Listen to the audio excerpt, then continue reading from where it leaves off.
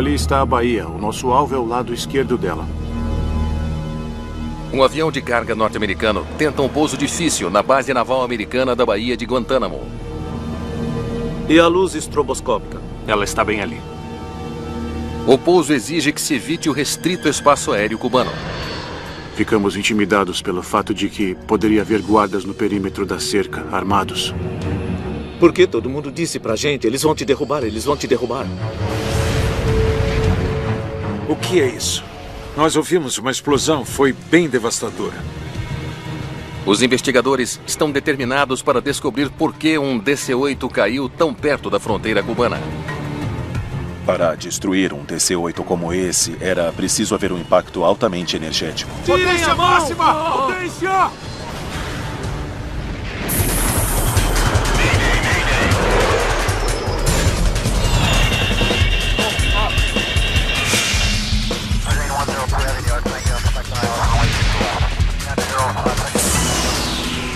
Mayday Desastres Aéreos. Esta é uma história real baseada em relatórios oficiais e relatos de testemunhas. Culpado Invisível. 18 de agosto de 1993. Baía de Guantánamo. Uma base de treinamento da Marinha norte-americana, à beira da ilha comunista de Cuba. O assistente-chefe dos bombeiros, Frank Krupa, e alguns bombeiros em treinamento se preparam para um treino prático. Muito bem, vamos lá. Era um dia típico de trabalho, como em muitos quartéis de bombeiros. Você treina e se mantém preparado para qualquer emergência.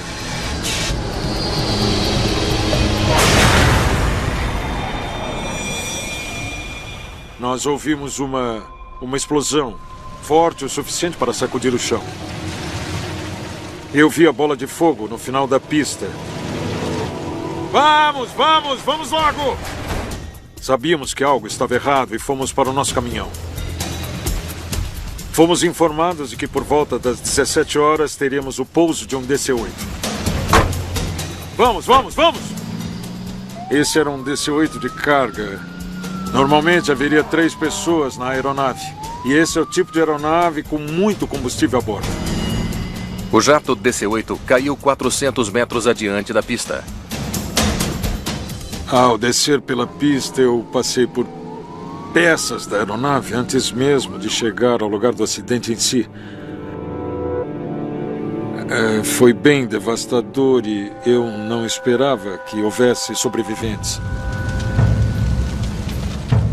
Os destroços estão espalhados por uma área enorme.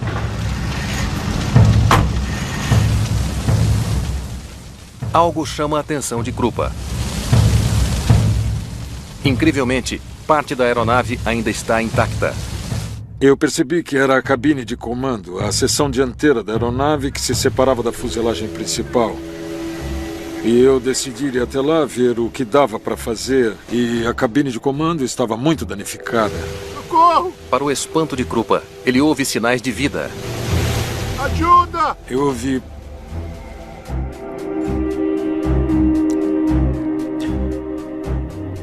esses gritos de socorro. Ajuda! Socorro! Tem alguém aí! Socorro! Socorro! Foi então que eu pude ouvir os gemidos das pessoas lá dentro do avião e eu percebi que alguém havia sobrevivido. Temos sobreviventes. Eu peguei o rádio e falei para eles deixarem o veículo e virem que nós tínhamos sobreviventes e precisávamos começar o resgate. Krupa abre um caminho até a cabine de comando danificada. E havia um pequeno buraco no fundo da cabine de comando.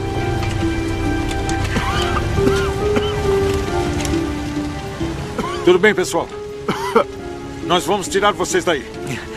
Aguentem firme. Depressa! Ele descobre 3 pessoas na cabine de comando. Todas sobreviveram, mas por pouco. Tira a gente daqui! Socorro, me ajudem! Todos estavam gravemente feridos, com muitos traumatismos, e eles estavam chorando e gemendo. Por favor, nos ajude! Por favor! São o copiloto Thomas Curran, o engenheiro de voo David Richmond e o comandante James Chapel. Eu não me lembro do exato momento de bater no chão, não. Nós tivemos sorte, sabe? Nos disseram que o DC-8 foi construído para separar a cabine de comando do resto do avião. E com certeza foi onde ele se partiu e nós rolamos para a frente.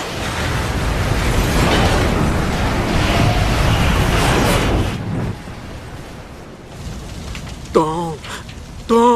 Eu tô aqui, Jim. Você pode se mexer? Posso, sim. A minha lembrança do acidente em si desapareceu. Por favor, nos ajudem. Me disseram que quando o avião atingiu o solo, uma pedra enorme atravessou a cabine por entre os pedais do leme, que quebrou os pedais do leme e feriu gravemente as minhas pernas.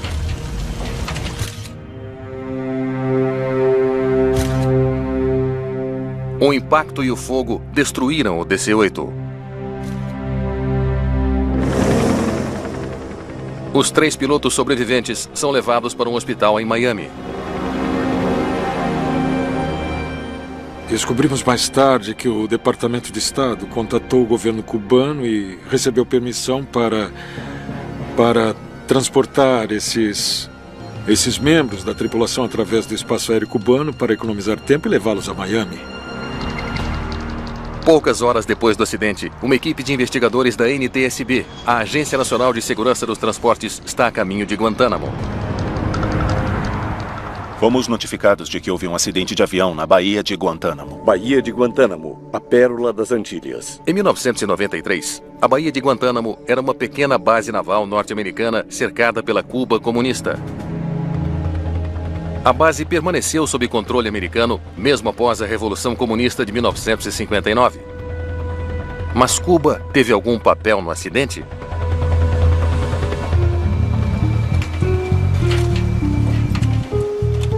Muito bem, vamos ver o que temos aqui. Greg Feith é o investigador principal da equipe da NTSB. Ele sabe que o avião de carga acidentado é um DC-8 operado por uma transportadora norte-americana. Ele era operado pela American International Airways, que, na verdade, é de propriedade de uma empresa chamada Coney Calita Inc. A aeronave estava operando com o número de voo 808. Feith está chocado com o vulto da destruição. É sempre uma visão devastadora quando você vê uma máquina magnífica toda despedaçada.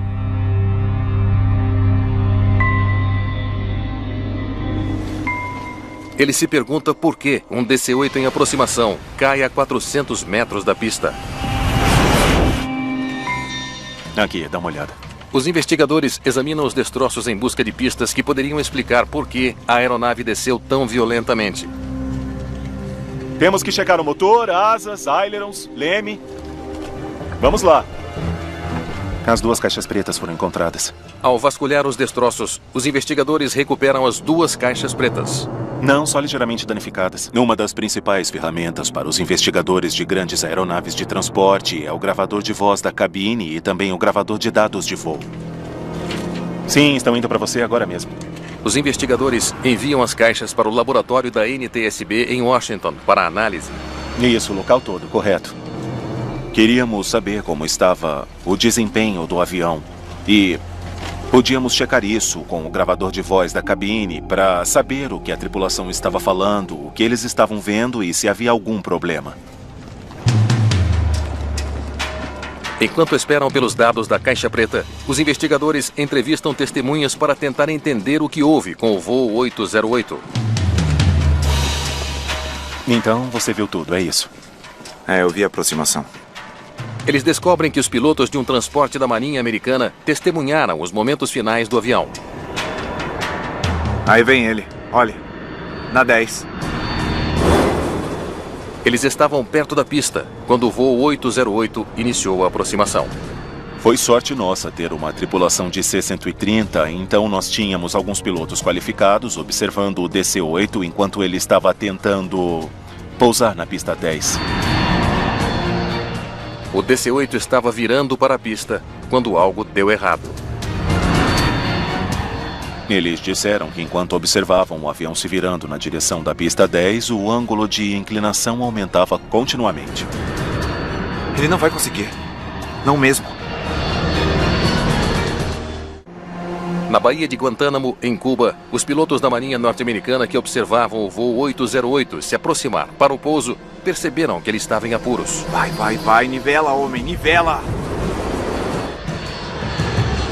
Normalmente você não quer virar mais do que 10, 20 graus na aproximação final. Eles observaram esse avião ir de 30 graus para 40 graus, para 50 graus, 60 graus e ficaram muito surpresos. Então eles viram as asas ficarem uns 90 graus em relação ao horizonte. O nariz desceu e o avião depois bateu no chão.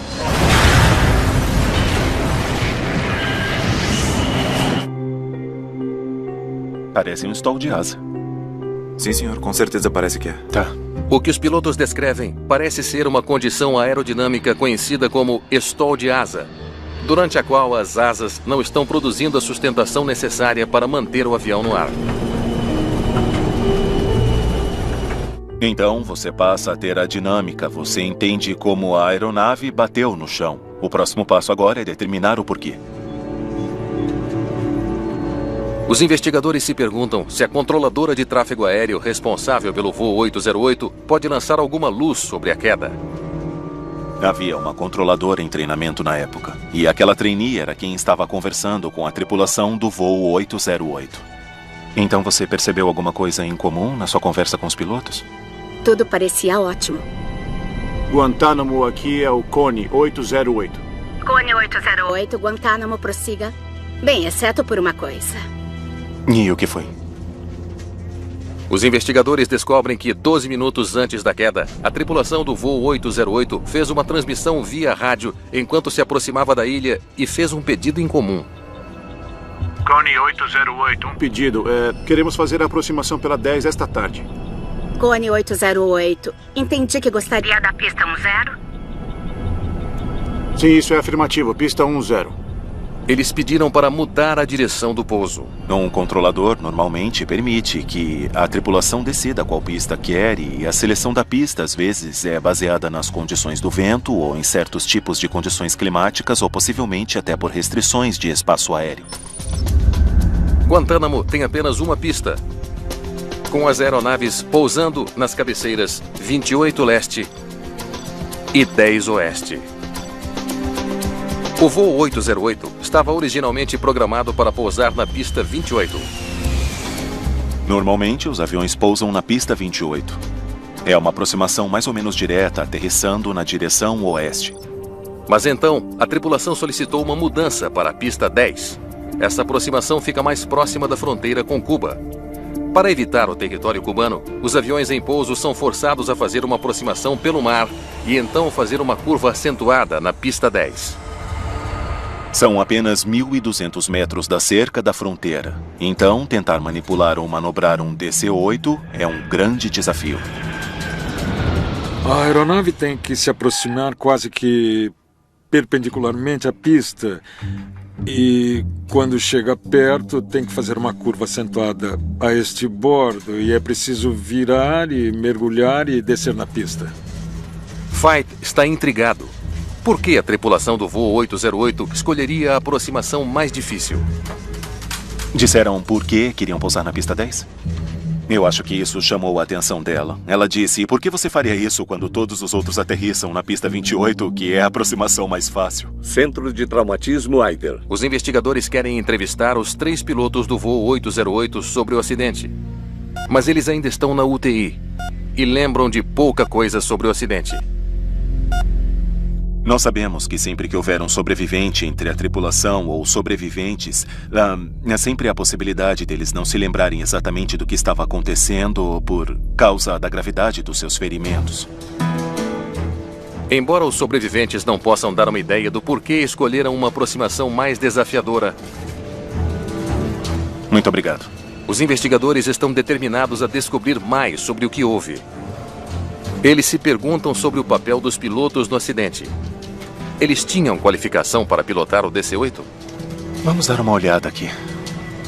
Veit estuda as fichas da tripulação.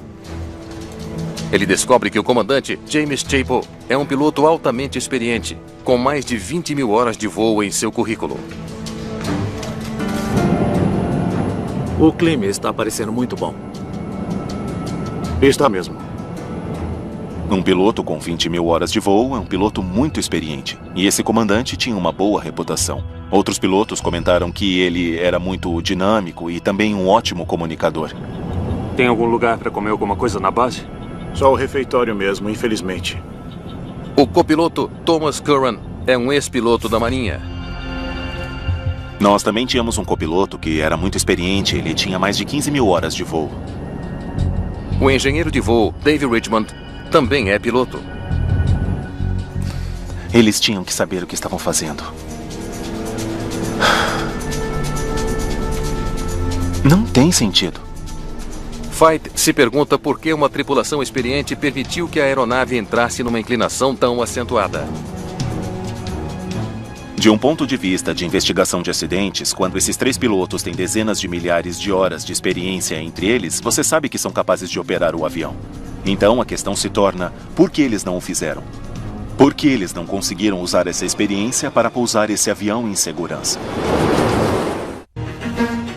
Os investigadores ainda não entendem o que levou o voo 808 a bater na estação naval da Baía de Guantánamo. Eles sabem que a tripulação era altamente qualificada e agora se perguntam se havia algo errado com o avião. Coloca na tela, por favor. O investigador sempre mantém a mente aberta. Somos pessoas intrinsecamente desconfiadas e, consequentemente, nós analisamos muitas teorias diferentes, mas não vamos excluir nada até sabermos que, de fato, não pode ser aquilo mesmo. Agora, Veidt finalmente tem acesso aos dados digitais do voo.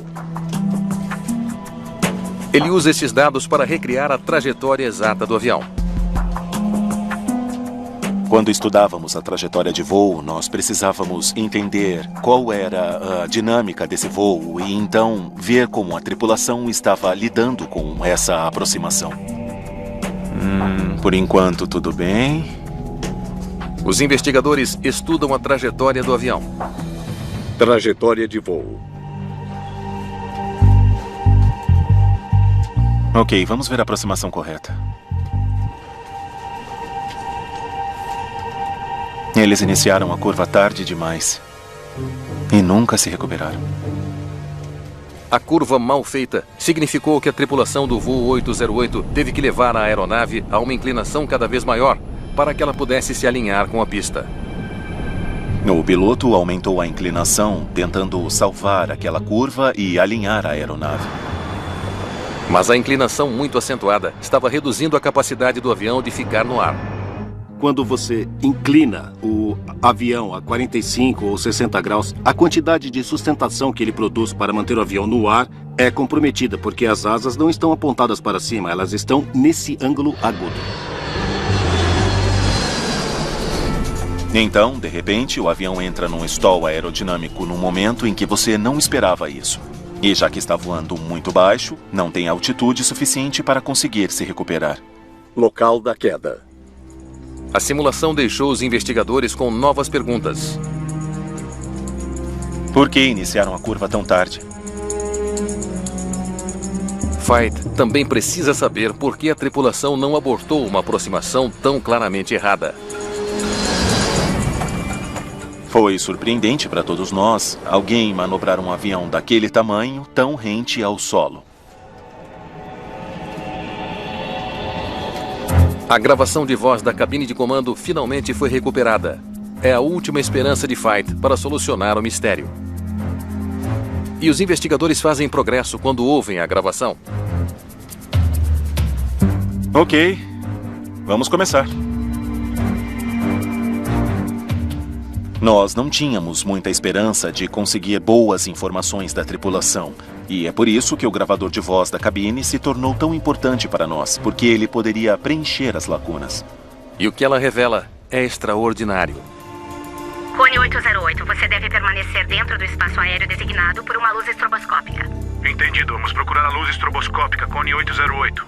Fight ouve a controladora de tráfego aéreo informando a tripulação do voo 808 sobre uma luz estroboscópica. Então, o que a gente sabe sobre essa luz que eles ficam falando? Eles estudam um mapa de navegação do aeroporto de Guantánamo. É aqui. E descobrem que uma luz estroboscópica demarca a cerca da fronteira da base com Cuba. Na aproximação para a pista 10, há certas referências visuais que a tripulação deveria usar para se alinhar para não sobrevoarem o espaço aéreo restrito. Uma dessas referências era uma luz estroboscópica de alta intensidade montada ao longo da cerca da fronteira. Eles vão nos dar a 28? Sim, se estiver disponível. Os investigadores escutam a tripulação falando sobre o uso da pista mais fácil, de número 28, para o pouso. De início, eles tinham se alinhado para 28 e essa seria a pista de pouso deles. Por que eles mudaram para 10? Vamos fazer a aproximação pela pista 10. Só por fazer mesmo e ver como é. Se a gente errar, a gente simplesmente volta e pousa na 28. Ok. Para a fita. Para ver como é? Por isso ele está pousando na pista 10? Fight fica surpreso com a decisão do comandante de usar a pista 10. Quando eu ouvi o comentário do comandante, por que a gente não tenta a pista 10 só por tentar mesmo? E eu fiquei pensando, você não faz coisas só por fazer num avião desse tamanho. Eu acho que isso pegou todo mundo de surpresa. Os investigadores descobrem que nenhum dos pilotos já havia pousado um DC-8 em Guantánamo.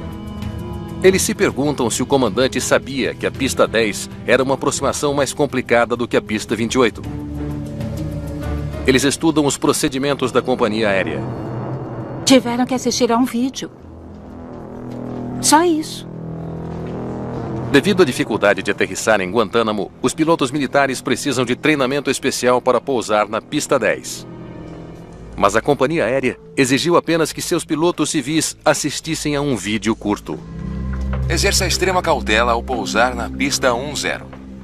Registros mostram que o comandante e o copiloto assistiram ao vídeo de treinamento havia menos de um ano. Alinhe sua perna base à direita do farol da luz estroboscópica. Este farol identifica a fronteira dos Estados Unidos com Cuba, começando na costa. Pousar na pista 10 era um procedimento singular, e é por isso que o aeroporto foi classificado como um aeroporto de uso especial, porque ele requer um treinamento especializado. Vamos continuar. Os investigadores agora sabem por que a tripulação escolheu a pista 10. Mas por que eles não abortaram a sua aproximação tão desastrosa? O aeroporto está bem à frente. Hã? Fight descobre que enquanto o voo 808 se aproximava de Guantánamo, o comandante Chapo estava achando difícil localizar o aeroporto visualmente.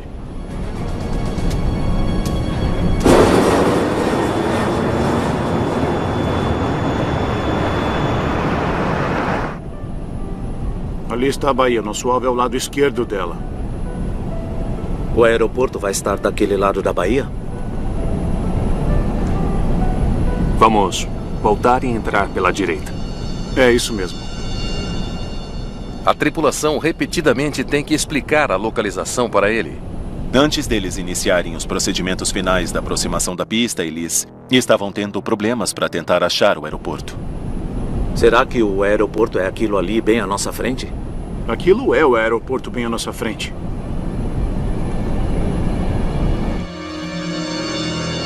Qual o problema desse cara? Será que o aeroporto é aquilo ali bem à nossa frente? O comandante parece alienado. Os investigadores que escutam o gravador de voz do voo 808 não conseguem entender por que os pilotos continuaram sua aproximação desastrosa em vez de dar a volta e pousar no outro extremo da pista, que era muito mais fácil. Estamos a 427 metros. Vai iniciar os procedimentos e desacelerar? Eu vou sim, O copiloto diz ao comandante que eles estão baixo o suficiente para estender os flaps e descer o trem de pouso, o que diminuirá a velocidade do avião para a aproximação. Eu me lembro, enquanto nos aproximávamos da costa, que ficamos intimidados pelo fato de que nos disseram que poderia haver guardas no perímetro da cerca e que estavam armados. Para evitar o espaço aéreo cubano à esquerda, o avião deve fazer uma curva bem fechada à direita. A pista está bem ali, cara. Deixa comigo. Pode deixar. A gente vai ter que se virar mesmo. Vamos baixar o trem de pouso. Tudo bem.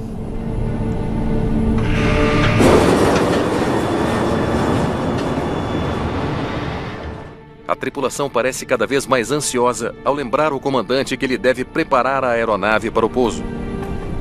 A dinâmica na cabine de comando mudou quando eles começaram a entrar nessa situação de grande ansiedade e estresse. Baixa a velocidade do ar. O avião estava ficando mais lento, estava numa condição de alto arrasto. Adequada para pouso, mas ela requer muita potência. Mas, estranhamente, o comandante ignora o aviso de acelerar. Baixa a velocidade do ar. Deveriam estar falando sobre dar a volta. Esse comandante ficou numa posição em que acabou tentando salvar uma situação ruim quando deveria ter abortado a aproximação.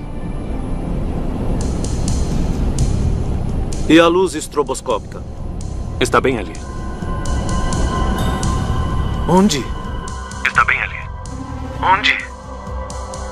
O comandante não consegue localizar a luz estroboscópica que demarca a fronteira cubana. Porque todo mundo disse pra gente, eles vão te derrubar, eles vão te derrubar. Olha, a velocidade do ar está muito baixa. O engenheiro de voo percebe que o avião está 10 nós mais lento do que devia. E a luz estroboscópica? Está bem ali embaixo. Eu ainda não vejo. Em vez de aumentar a velocidade, o comandante continua tentando encontrar a luz estroboscópica. Era uma condição clara de que a velocidade do ar estava abaixo do que o engenheiro de voo considerava aceitável. E o comandante ainda estava obcecado em tentar achar a luz estroboscópica. Eu ainda não vejo. Ele está obcecado por aquela luz. De repente, você perde o copiloto e o engenheiro de voo na conversa e então quem praticamente está dominando é o comandante. Ele se tornou autônomo naquela cabine de comando dizendo: eu vou fazer isso, nós vamos fazer isso, eu estou tentando achar a luz estroboscópica. Mas o que é isso? A gente nunca vai conseguir. Hã? O engenheiro de voo pode ver que o DC-8 não está corretamente alinhado para o pouso. Acha que vai conseguir? Claro! Se eu achar a luz estroboscópica. O copiloto também está preocupado. O copiloto e o engenheiro de voo, eles só desafiaram o comandante através do que eu chamo de indiretas e esperanças, onde eles davam sugestões. Você acha que nós vamos conseguir? Se eu achar a luz estroboscópica. Se eu achar a luz estroboscópica. Mas o comandante não está entendendo as indiretas. Naquele momento, a tripulação acabou se dividindo em 3 pilotos autônomos, sendo que 2 deles não gostam do que está acontecendo, mas nunca expressam uma opinião do porquê não gostam e não dizem nós temos que fazer outra coisa. O DC-8 inicia sua curva final.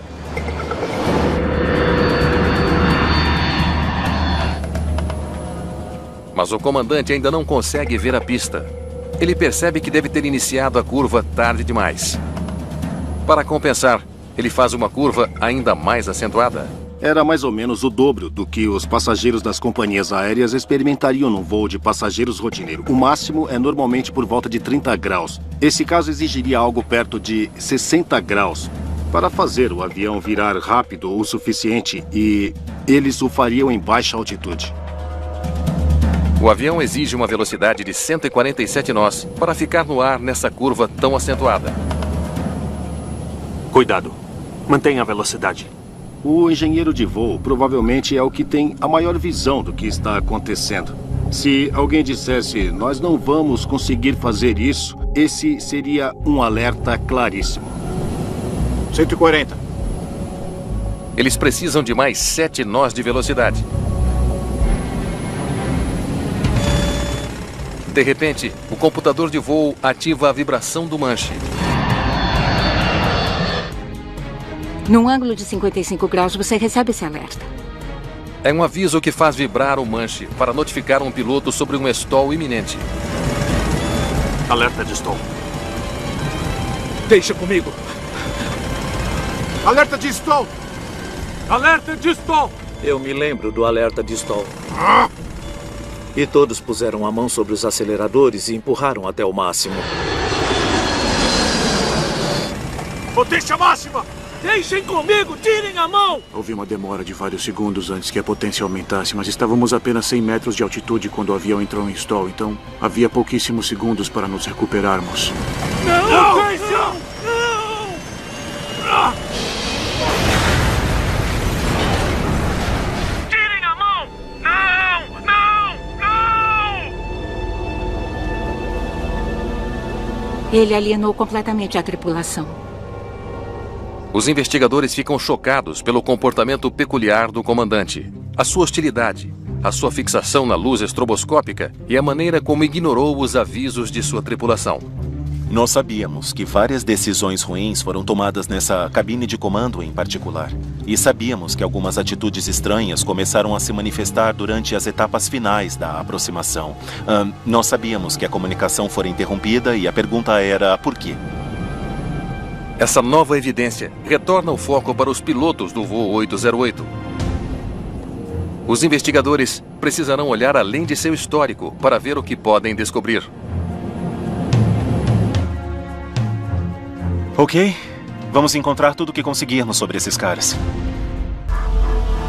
Greg Feith estuda as escalas e os diários de bordo de pilotos da tripulação do DC-8 para ver se eles oferecem alguma pista sobre o comportamento estranho dos 3 pilotos. O que é isso aqui? Como parte da pesquisa do desempenho da tripulação, normalmente fazemos um retrospecto de 72 horas na tripulação. Nós pesquisamos as últimas 72 horas. Pesquisamos o que fizeram durante a folga, quando vieram trabalhar e vemos que tipo de voo eles tinham feito antes do acidente. Feith descobre que no dia anterior ao acidente, a tripulação iniciou o seu turno no aeroporto de Dallas-Fort Worth à meia-noite e voou a noite toda. E eles cruzaram o país, antes de voltarem à sua base em Atlanta, pouco antes das 8 da manhã. São empresas de carga de voos noturnos. Elas só voam à noite, o que é bem típico no transporte de carga.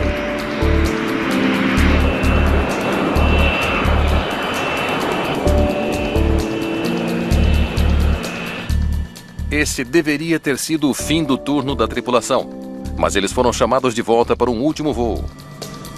Baía de Guantánamo, aqui vamos nós. Eu não escolheria outra coisa. Eu consigo pensar em algumas coisas. Àquela altura, cada um dos tripulantes estava acordado havia 15 horas. Nas últimas 48 horas, o comandante teve apenas 7 horas de sono.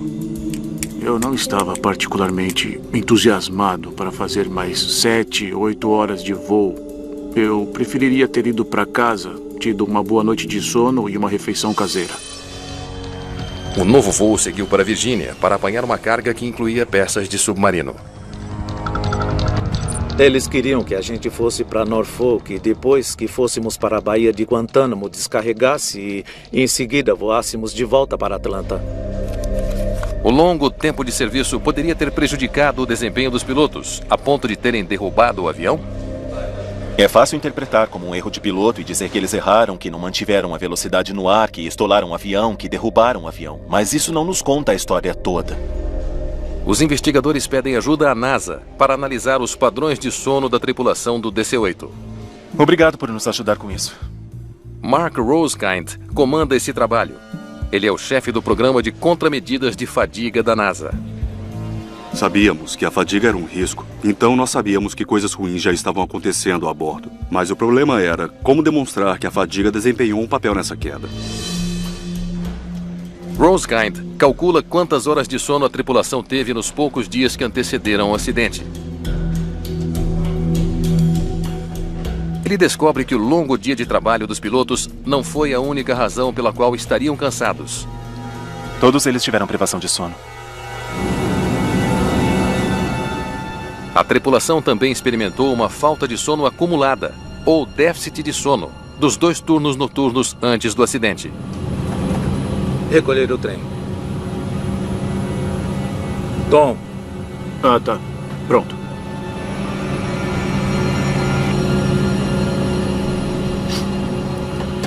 O que a maioria das pessoas não percebe é que quando você perde o sono, isso vai criando um déficit de sono. E você deve pensar nisso como uma conta bancária. É como entrar no vermelho.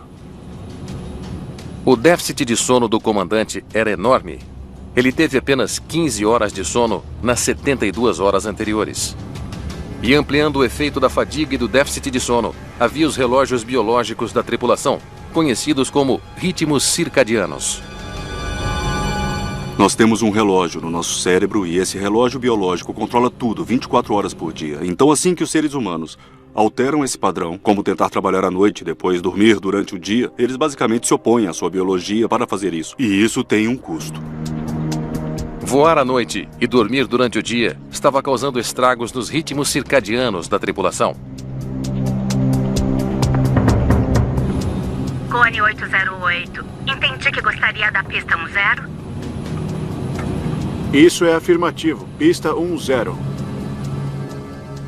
Rosekind determina que os efeitos danosos seriam mais intensos entre as 15 e as 17 horas.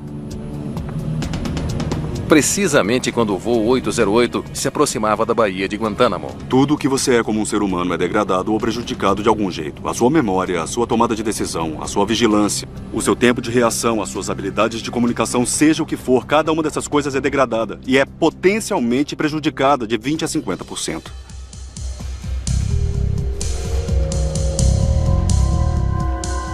De novo. E de novo. E de novo. E de novo. O comandante, em particular, demonstrava sintomas visíveis de fadiga. Um deles era o que chamamos de fixação cognitiva. O comandante criou uma fixação de encontrar uma luz estroboscópica. E a luz estroboscópica? Está bem ali. Onde? E ficou repetindo, se eu achar a luz estroboscópica, se eu achar a luz estroboscópica. O que é isso? A gente nunca vai conseguir. Hã? Todos os 3 pilotos estavam sofrendo com o impacto cumulativo de fadiga de um turno muito longo. Acha que vai conseguir? Déficit de sono. Claro. E ritmos circadianos interrompidos. Mesmo só um deles poderia colocá-los em risco, mas toda a tripulação estava realmente sofrendo de fadiga no momento do acidente. O que os investigadores descobriram levanta uma questão preocupante. Por que uma tripulação privada de sono, sofrendo de fadiga, aceitou o voo de última hora para Guantánamo?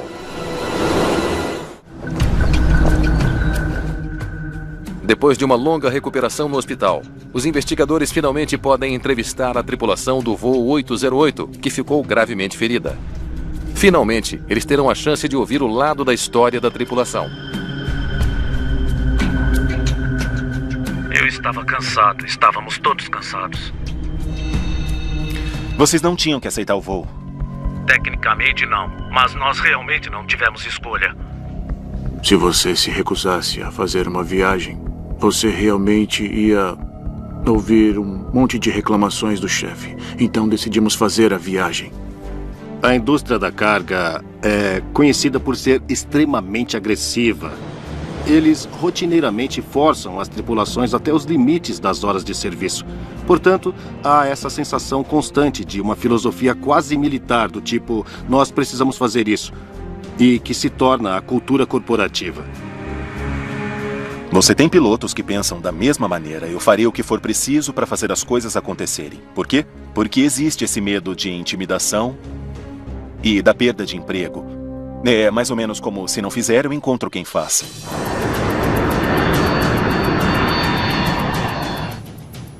Esse medo pode ter levado ao desastre. Alerta de stall. Deixa comigo. Alerta de stall! Alerta de stall! Potência máxima!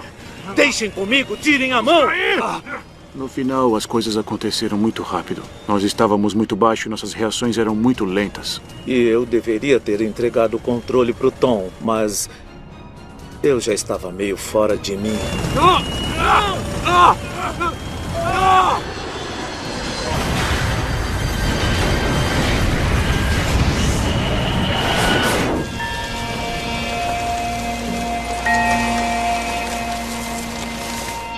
Mesmo assim, ainda me incomoda, porque eu era o comandante. Você sabe, o comandante cometeu um erro. E isso é uma coisa difícil de se conviver. Os investigadores descobrem uma trágica peça final do quebra-cabeça. A luz estroboscópica que o comandante Chapel passou tanto tempo procurando nem estava funcionando naquele dia. E ninguém disse à controladora que o estroboscópico estava quebrado. Ela nunca disse a eles que estava inoperante. E a luz estroboscópica? Então, eles estavam tentando encontrar algo que não existia. E quando viram algo brilhar lá fora, o que eles pensaram que seria a luz era, na verdade, o telhado de zinco de uma pequena cabana. Eles presumiram que era a luz estroboscópica. Em seu relatório final sobre o acidente do voo 808, Greg Feit enfatiza o papel central desempenhado pela fadiga. Esse acidente que aconteceu na Baía de Guantánamo com essa tripulação criou um precedente. Foi o primeiro acidente de avião comercial causado por fadiga. Não com a fadiga contribuindo para o acidente, mas na verdade causado por fadiga. E a indústria tomou conhecimento. Um quarto de século após o acidente, o comandante Jim Chapel e o copiloto Tom Curran finalmente encontram o homem que os tirou dos destroços. O bombeiro Frank Krupa, que foi condecorado por seu trabalho naquele dia. Ei! Aguente firme! Ajude-nos, por favor! Nos tire daqui, por favor! Eu conheço esses velhos Me aqui. deixe abraçar você. Muito obrigado, você, meu herói. Eu sou um deles, hein? Eu estou representando a equipe. Muito obrigado, Frank. Sim, foi o pior acidente de avião que eu socorri. Mas os caras sobreviveram. E...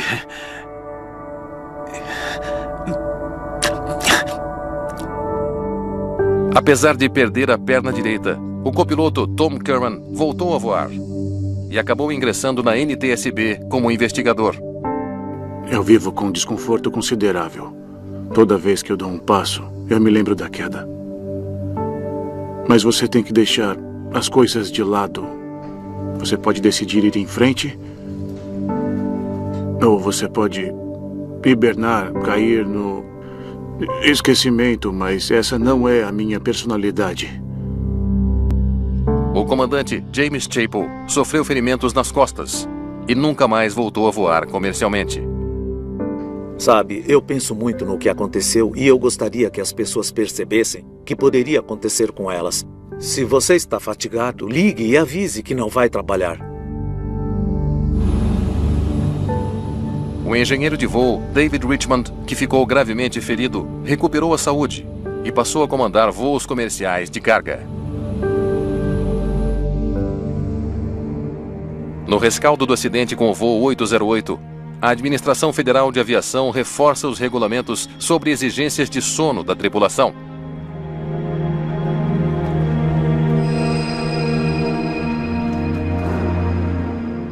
E determina que as companhias aéreas levem em consideração as mais recentes pesquisas sobre o sono, enquanto gerenciam os períodos de descanso dos pilotos. Hoje, os limites de tempo de turno têm um embasamento científico muito maior. Como indústria, somos melhores em relação a esse tipo de coisa hoje, mas nós ainda podemos melhorar e devemos.